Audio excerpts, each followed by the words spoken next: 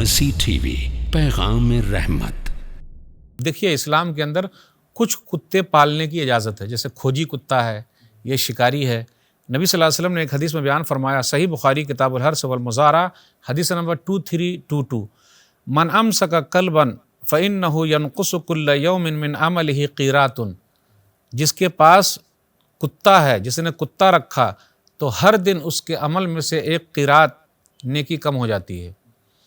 الا کلب حرث او ماشیہ، ہاں کھیتی یا مویشی کا کتا رکھ سکتے ہیں۔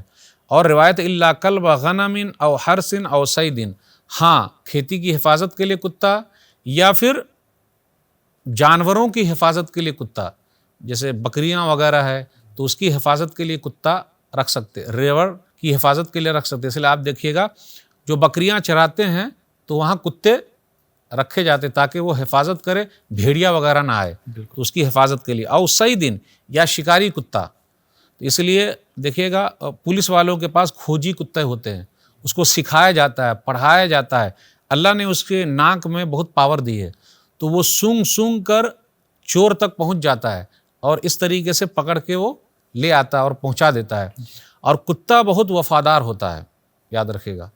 تو شکاری کتا، پھر اسی طرح جانوروں کی حفاظت کے لیے کتا، پھر کھیتی کی حفاظت کے لیے کتا، یا کسی آدمی کا گھر ایسی جگہ پر ہے جہاں پر چور کے آنے کا ڈر ہے تو گھر کی حفاظت کے لیے بھی کتا پال سکتے ہیں، لیکن اس کو اپنے سے چمٹانا یہ کرنا وہ صحیح نہیں، اس کے لیے الگ پورا سسٹم ہونا چاہیے، کھانے پینے کا انتظام ہونا چاہیے، یعنی وہ گھر کے اندر داخل نہ گھر کے اندر داخل نہ ہو، باہر ہی رہے، کیونکہ اسے گھر کی حفاظت کرنی ہے، تو ایسے کتے پال سکتے ہیں۔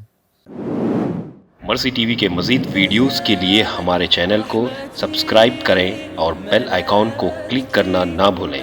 جزاک اللہ خیر۔